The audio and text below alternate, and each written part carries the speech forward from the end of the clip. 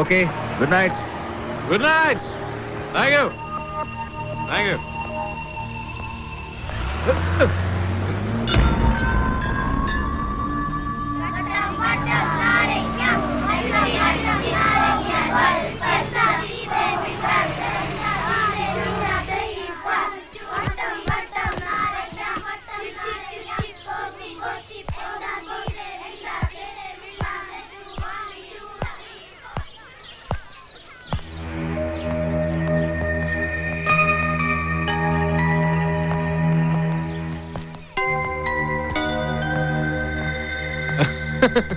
What a fantastic job. എനിക്ക് ഇയാളോട് ഭയങ്കര അസൂയ തോന്നുന്നുണ്ട്. ഇക്കഴിഞ്ഞ ജന്മത്തിൽ ഒരുപാട് പാപം ചെയ്തവരാണ് ഈ ജന്മത്തിൽ പോലീസുകാരാണെന്ന്. തിരിച്ചൊരുപാട് സുഹൃത്തം ചെയ്തവരൊക്കെ സ്കൂൾ ടീച്ചേഴ്സ്. എന്റെ ഒരു തിയറിയാണ് കേട്ടോ, കാര്യമാക്കണ്ട. എനിക്ക് ക്ലാസ് ഉണ്ടായിരുന്നു. കാര്യം എന്താന്ന് പറഞ്ഞാ വെറുതെ ഇതുവഴി പോയപ്പോഴാ ഓർത്തത് താൻ വർക്ക് ചെയ്യുന്ന സ്കൂളാണല്ലോ എന്ന്. അയൽക്കാര് തമ്മിലുള്ള ബന്ധം വെറും പോലീസ് സ്റ്റേഷൻ വഴിക്ക് മാത്രം ആവരുതല്ലോ എന്ന് വിചാരിച്ചു. കാക്കി അഴിച്ചു വെച്ചാൽ ഞാനും ഒരു സാധാരണ മനുഷ്യനാണല്ലോ. പ്ലീസ്, ഇതൊരു സ്കൂളാണ്. സോറി, വിവരങ്ങളൊക്കെ ഞാൻ അന്വേഷിച്ചായിരുന്നു. താൻ പറഞ്ഞ ആ സംഭവം ഈ നാട്ടിൽ എല്ലാവർക്കും അറിയാവുന്ന. പക്ഷെ ഈ കാര്യത്തിൽ സ്വന്തമായിട്ടൊരു അഭിപ്രായം പറയാനോ ഈ അബൂബക്കർ ഹാജിക്കെതിരെ ഒരു മൊഴി തരാനോ ഇവിടെ ആരും തയ്യാറല്ല. കാരണം എല്ലാരും പറയുന്നത് തന്നെ, ദേ ആർ വെരി ഡേഞ്ചറസ്. പിന്നെ കാശിന് കാശുണ്ട്, എല്ലായിടത്തും നല്ല പിടിപാടുമുണ്ട്. എനിക്ക് തോന്നിയ ഒരു അഭിപ്രായം ഞാനങ്ങ് പറയുക. ഒന്ന് ആലോചിച്ച് നോക്കി, ഇപ്പൊ ഞാൻ ആ വീട്ടിൽ താമസമുണ്ട്. അവന്മാർക്കൊരു പേടി കാണും. ഇനി ഒരു രാത്രി ഞാൻ അവിടെ ഇല്ലെങ്കിലോ, പ്രായം തികഞ്ഞൊരു പെണ്ണും വയസ്സായൊരു ഉമ്മയും തനിച്ച്, ആർക്ക് എന്നതാ ചെയ്യാൻ പാടില്ലാത്ത? അതുകൊണ്ട് ഒരു കോംപ്രമൈസ് എന്ന നിലയ്ക്ക് കിട്ടുന്ന ചില്ലറയും വാങ്ങിയ പരാതി പിൻവലിക്കുവാണെ ഒരു വാടക വീട്ടിലേക്ക് മാറിയാലും മനസമാധാനമായിട്ട് ജീവിക്കാം എന്നാ പറയുന്നത്. ഈ കോംപ്രമൈസിന് സാറിന് എന്ത് കിട്ടും? ഒരു പോലീസുകാരന്റെ ഡ്യൂട്ടി എന്ന് വെച്ചാൽ പ്രശ്നങ്ങൾ തീർക്കുക എന്നുള്ളതാണ്. അതിനിപ്പോ സർക്കാരിൽ നിന്ന് ശമ്പളം കിട്ടും, വേറെ എന്നാ കിട്ടാനാ? കിട്ടിക്കാണുമല്ലോ. നട്ടലുള്ളൊരു പോലീസ് ഓഫീസറെങ്കിലും ഉണ്ടല്ലോന്നാ ആ പരാതിയും കൊണ്ട് സ്റ്റേഷനിൽ വന്നപ്പോ എനിക്ക് തോന്നിയത്. ആ നട്ടല്ലേ അറയ്ക്കൽ അബൂബക്കറിന്റെ വീട്ടിൽ പണയം വെച്ചിട്ട് രാത്രി അയാളുടെ വണ്ടിയിൽ അവിടെ വന്ന് ഇറങ്ങുന്നത് ഞാൻ കണ്ടതാ. ആ കിട്ടിയ ചില്ലറ സാർ അവിടെ സൂക്ഷിച്ചു വെച്ചാ മതി, എനിക്ക് വേണ്ട.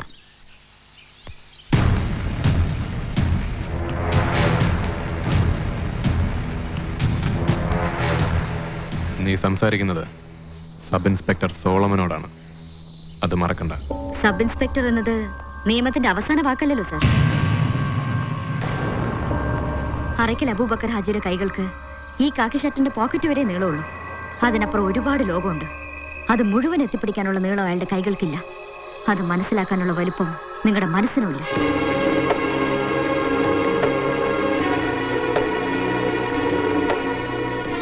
പിന്നെ ഞാൻ എഴുതി തന്ന പരാതിക്ക് ഇനി വലിയ വിലയൊന്നുമില്ലെന്നറിയാം. സാർ തന്നെ അത് കയറി ചവറ്റുകുട്ടിയിലിട്ടേക്ക്. അതിനുവേണ്ടി എന്നെ സ്റ്റേഷനിലേക്ക് വിളിപ്പിക്കണമെന്നില്ല.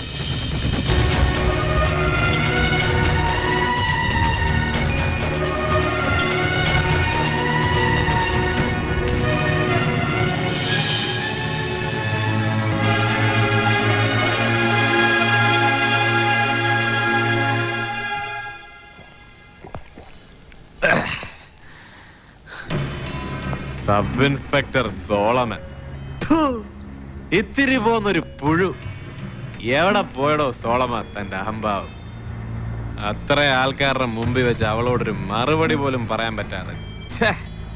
സാർ എന്തൊക്കെയോ ഉണ്ടാക്കി കളയുമെന്ന് പറഞ്ഞുകൊണ്ടാ ഞാൻ ഒതുങ്ങിയത്. ഇല്ലെങ്കിൽ പറ, ഒരു രാത്രി മതി എല്ലാം കൂടി ചുരുട്ടിക്കൂട്ടാൻ. ഒരു പരാതിയും കൊണ്ട് ഒരാളും വരില്ല എവിടെയും. മോനെ ഷെറീഫേ, നീ നിയമം കയ്യിലെടുക്കല്ലേ.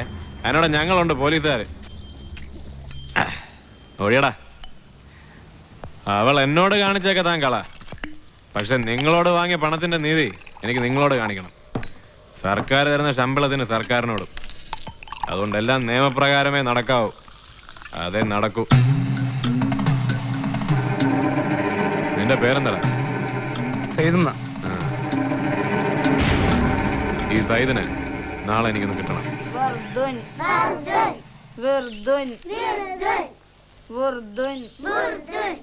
വിഷമിക്കാണ്ടിരിക്കും മോളെ. ദിവസം 5 നേരം പഠിച്ചോന്റെ മുമ്പിൽ മുട്ടുത്തിക്കൊണ്ടൊന്നും കാര്യമല്ല. ചെയ്ത തെറ്റിന് എന്നെ അനുഭവിക്കേണ്ടി വരും എപ്പോഴെങ്കിലും ഒക്കെ ആയിട്ട്. ആട്ടെ, നമ്മക്കിപ്പോ എങ്ങനെയുണ്ട്? വയ്യ, ശരീരത്തിനല്ല മനസ്സിനാ കൂടുതൽ. എന്നെയും കൊണ്ട് റോഡിലേക്ക് ഇറങ്ങേണ്ടി വരുമോ എന്നുള്ള പേടി ഉമ്മയ്ക്ക്. വയസ്സായ ഉമ്മയും കൊണ്ട് എവിടെ പോകുന്നുള്ള ആദ്യം എനിക്ക്. നദിയാനൊന്ന് കൂട്ടിച്ചെല്ലാൻ പറഞ്ഞതാ അബൂബക്കർ മുതലാളി. ഇതെന്താ ഇപ്പൊ ഒരു കൂട്ടിച്ചെല്ലല്? ബാങ്കിൽ എന്തോ പൈസ കൊടുക്കുന്ന കാര്യത്തിനാ, അത്യാവശ്യം എന്നാ പറഞ്ഞേ. ഓർക്ക് എന്താ ഇപ്പൊ ഇങ്ങനെ ഒരു ബുദ്ധി തോന്നാൻ? ലേറ്റ് ആക്കരുന്ന് പ്രത്യേകം പറഞ്ഞതാ. ബാങ്ക് അടയ്ക്കുമ്പോ അവിടെ എത്തേണ്ടതാ. ഇതിപ്പോ ഞാൻ എന്താ വേണ്ടത്? മോള് പോ. പഠിച്ചോൻ വിചാരിച്ചിട്ട് മൂപ്പർക്ക് ചിലപ്പോ നല്ല ബുദ്ധി തോന്നിയിട്ടുണ്ടാവും. മോളും ചെന്നളാ.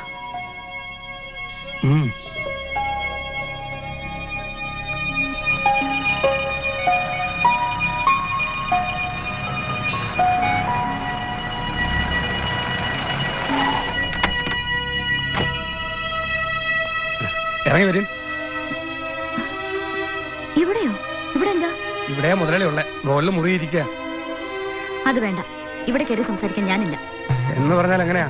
നിങ്ങൾ സമ്മതിച്ചിട്ടില്ല ഞാൻ ഇവിടെ കൊണ്ടുവന്നേ. അനാവശ്യം പറയരുത്. വീട്ടിലേക്ക് വിചാരിച്ചിട്ടാ ഞാനിതിൽ കയറിയത്. എനിക്കാരും കാണണ്ട. എന്നെ വീട്ടിൽ വിട്ടാ മതി, അല്ലെങ്കിൽ വേണ്ട ഞാൻ പൊക്കോളാം. ഇതായിപ്പോ നന്നായി. വീടായാലും ലോഡ്ജായാലും നിങ്ങൾക്ക് എന്താ കാശ് കിട്ടിയ പോരെ? എനിക്ക് തന്നെ മുതലാളിയുടെ കാശ് വേണ്ട, എനിക്കല്ല കാണും വേണ്ട. വഴിന്ന് മാറ്. അങ്ങനെ പോയാലോ?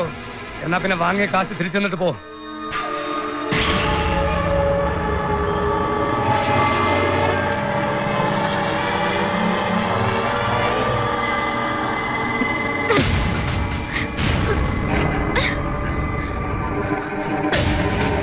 എന്താ പ്രശ്നം? കാശ് കൊടുത്തെല്ലാം പറഞ്ഞുറപ്പിച്ച് കൊണ്ടുവന്നതാ. എന്നിട്ട് ഇപ്പം വാക്ക് മാറിയാലോ? അങ്ങനെ വിടാൻ പറ്റുമോ?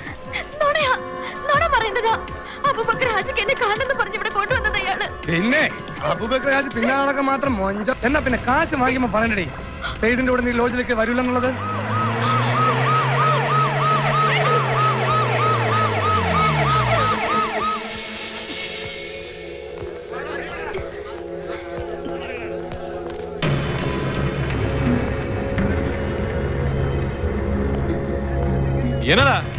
എന്നതാ ഇവിടെ പ്രശ്നം? നാറ്റ കേസാ സാറേ. ഇയാള് കൊടുത്ത കാശ് വാങ്ങി ഇവള് ഇവന്റെ കൂടെ വന്നാ ലോഡ്ജിലേക്ക്. ഇവിടെ ആളും ബഹളവും കണ്ടപ്പോ ഇവള് പറ്റില്ല എന്ന് പറഞ്ഞു. അയാള് കാശ് തിരിച്ചു ചോദിച്ചു. അതേ തുടർന്നുണ്ടായ പ്രശ്നം.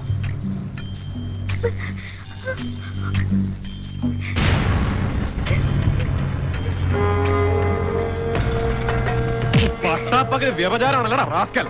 സദാശിവ, ജീപ്പി കേരളോ ഇങ്ങോട്ട് നടക്കണ.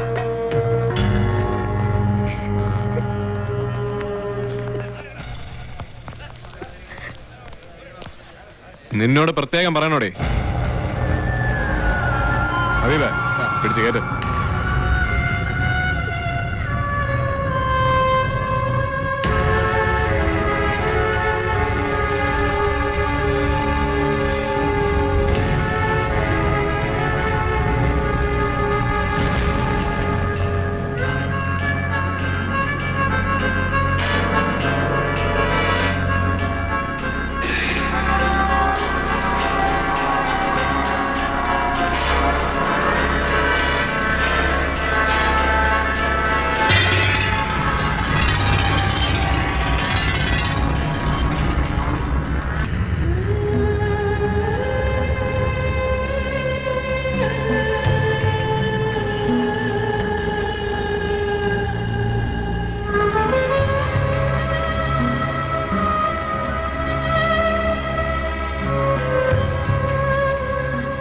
തകർക്കപ്പെട്ടത് ഒന്നല്ല, 2 ജീവിതങ്ങൾ.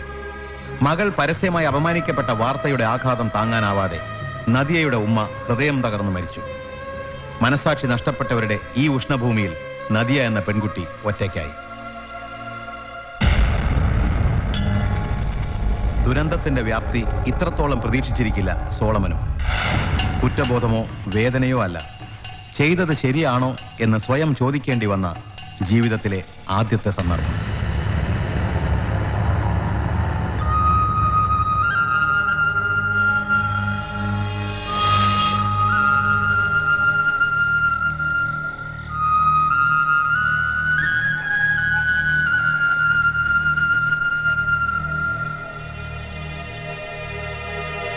ഇങ്ങനെ ഇരുന്നിട്ട് എന്താ മോളെ?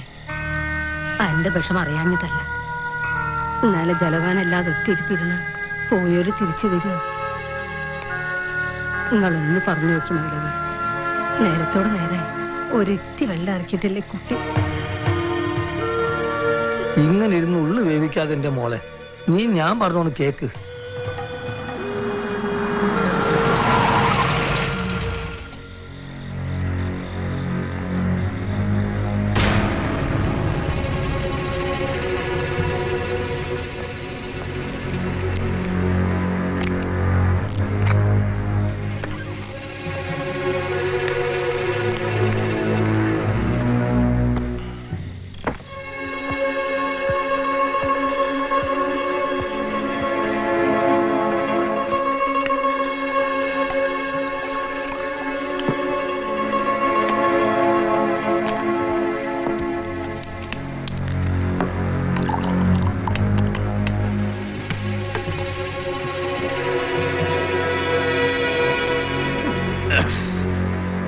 സാറേ,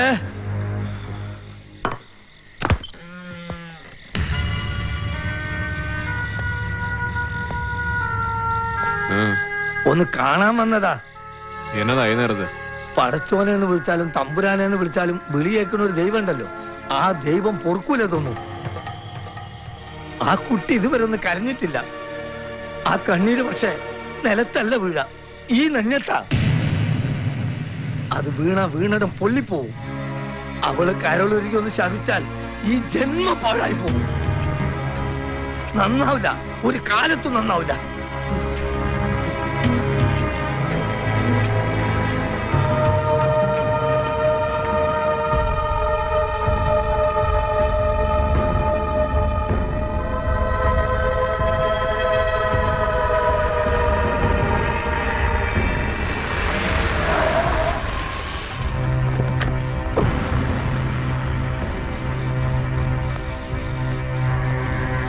അവളെവിടെ? അകത്തുണ്ട്, കിടക്ക്. നിങ്ങൾ പുരപ്പയ്ക്കോ, ഇവിടെ വീട്ടുകാവലിന് ഞാൻ ആളെ ഏർപ്പാടാക്കിക്കോളാം.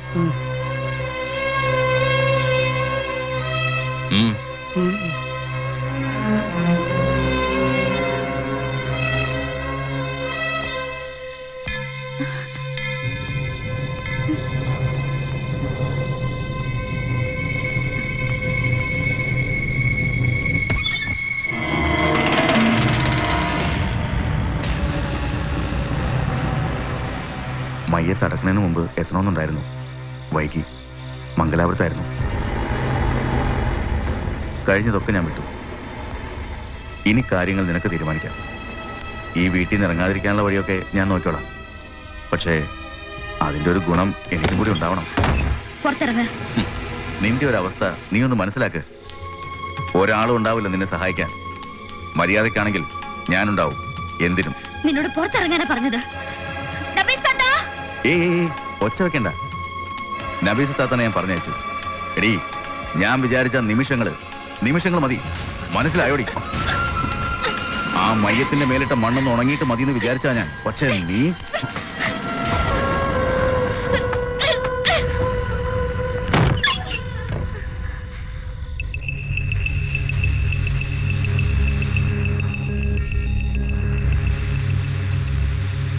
സാറിനിപ്പോ എന്ത് വേണം?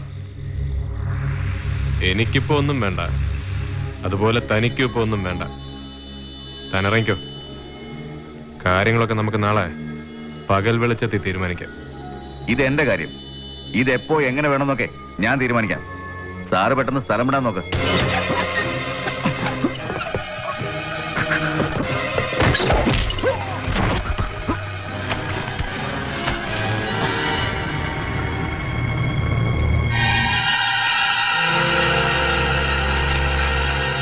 പോലീസുകാരന്റെ തോക്ക. ഇതിനകത്ത് കിടക്കുന്ന ബുള്ളറ്റിന് അറക്കൽ അബൂബക്കറിന്റെ മോനെ തിരിച്ചറിഞ്ഞ് സല്യൂട്ട് ചെയ്യാനുള്ള വിവേചന ബുദ്ധിയില്ല. അതുകൊണ്ട് മോനെ ഷെറീഫെ, നീ ഇറങ്ങിക്കോ.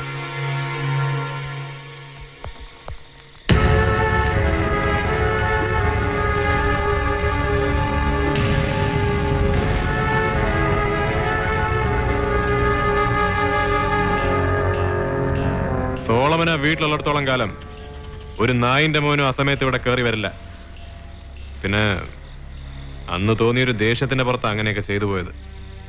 ഒന്നും വേണമെന്ന് വെച്ചില്ല.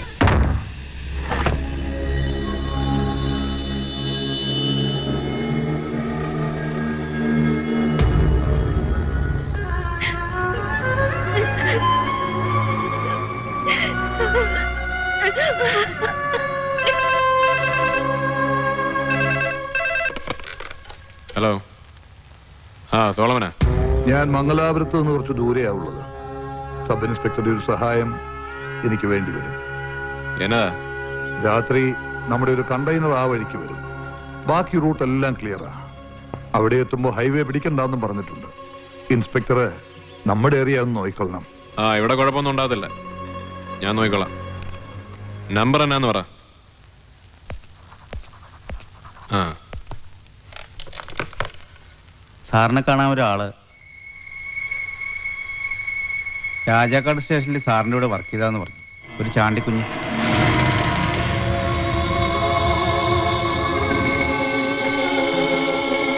എവിടെ?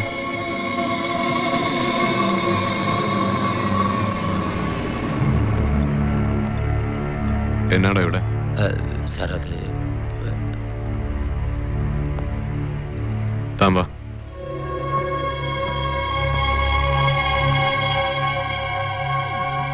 താൻ കാര്യം എന്നതാന്ന് പറയണം. താൻ ആരോടെങ്കിലും വല്ല വിവരക്കേടും വിളമ്പിയോ? ഞാൻ ആരോടും പറഞ്ഞിട്ടില്ല സർ. പക്ഷെ അയാൾക്ക് എന്തോ സംശയമുണ്ട്, ആ ഉമ്മച്ചന്. കുറച്ചായിട്ട് അയാളെന്റെ പുറകെ തന്നെയാ. അയാള് പുറകെ നടക്കട്ടോ. ഉമ്മച്ചനല്ല ദൈവം തമ്പുരാൻ വിചാരിച്ചാലും ആരും ഒന്നും അറിയാൻ പോകുന്നില്ല. താൻ വാ തുറന്നാലല്ലാതെ. താൻ ധൈര്യമായിട്ടിരിക്കെ. അതല്ല സർ, അയാൾ മറ്റു വഴിക്കൊക്കെ എന്നെ നിർബന്ധിച്ച് കാര്യം പറയിക്കാനുള്ള ശ്രമത്തിലാ. മറ്റു വഴിക്കെന്ന് വെച്ചാ? അടുത്ത ആഴ്ച എന്റെ മോളെ കല്യാണം ഉറപ്പിച്ചേക്കുവാ. കൊടുക്കാവുന്ന ഏറ്റ സ്ത്രീധന തുകയും സ്വർണവും കൊടുക്കേണ്ടത് മറ്റന്നാളാ. സഹകരണ ബാങ്കിൽ ഞാനൊരു ലോണിന് അപേക്ഷിച്ചിരുന്നു 5 ലക്ഷത്തിന്. നാളെ അത് കിട്ടാവുന്നും വെച്ചതാ. പക്ഷേ ഉമ്മച്ചന്റെ ആൾക്കാരല്ലേ ഭരണസമിതിയിൽ. എന്റെ പേരിലുള്ള ഈ സംശയം വെച്ച് ഉമ്മച്ചൻ അത് ബ്ലോക്ക് ചെയ്യിച്ചു. ലോൺ കിട്ടാനിപ്പം വേറെ ചില നിയമ തടസ്സങ്ങൾ ഉണ്ടെന്നാ ബാങ്കുകാർ പറയുന്നത്. നാളെ ഈ പറഞ്ഞ 5 ലക്ഷം കിട്ടിയില്ലേല് കല്യാണം മുടങ്ങും. എങ്കിൽ പിന്നെ ഞാൻ ജീവിച്ചിരുന്നിട്ട് കാര്യമില്ല. സാറൊന്ന് മനസ്സ് വെച്ചാൽ. എനിക്ക് എന്നാ ചെയ്യാൻ പറ്റുള്ളൂ? ബാങ്കിലോ ഭരണസമിതിയിലോ എനിക്ക് അങ്ങനെ ഹോൾഡൊന്നും ഇല്ലല്ലോ. അതല്ല സാർ, എങ്ങനെയാലും ഒരു 5 ലക്ഷം രൂപ എനിക്ക് തരണം. സാറ് വിചാരിച്ചാൽ നടക്കും. എന്റെ മുന്നിൽ മറ്റൊരു വഴിയില്ല. താൻ എന്നതായി പറയുന്നത്? ഈടോ 5 ലക്ഷം രൂപ എന്ന് പറഞ്ഞാൽ ഞാനിപ്പോ എവിടെ നിന്നുണ്ടാക്കാനാ? എന്ന് പറഞ്ഞാ എന്റെ അവസ്ഥ സാറൊന്ന് ആലോചിച്ച് നോക്ക്. ഇത് നടത്താൻ ഒത്തില്ലേ? ഞാൻ പറഞ്ഞല്ലോ, ആത്മഹത്യയെ വഴിയുള്ളൂ.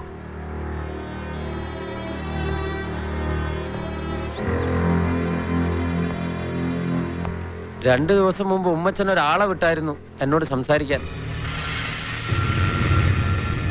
ലോൺ പാസ്സാക്കി തരാൻ അയാൾ വിചാരിച്ചാൽ പറ്റും. വേറെ സഹായങ്ങൾക്കും അയാൾ റെഡിയാ. ഒറ്റ കണ്ടീഷനേ ഉള്ളൂ, ഡെന്നീസിന്റെ ശവം എന്ത് ചെയ്തെന്ന് ഞാൻ അവരോട് പറയണം. എനിക്ക് എന്റെ മോളുടെ കല്യാണം നടത്തണം സർ. അതിനൊന്നെങ്കിൽ സാറ് സഹായിക്കണം, അല്ലേല്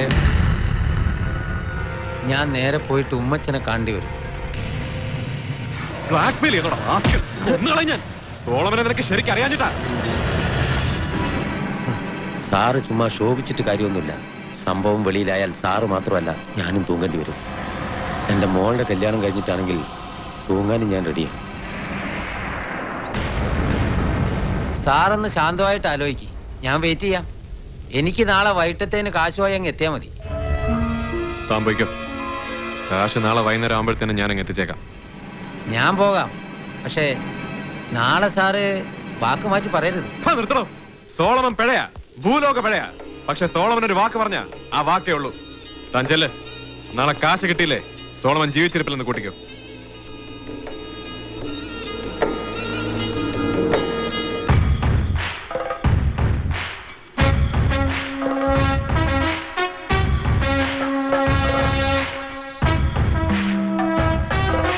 ആ, സാറെന്താ ഈ വഴിക്ക്?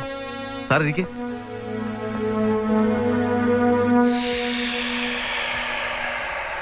സാറിനെന്താ ഒരു ടെൻഷൻ പോലെ? പറയാം.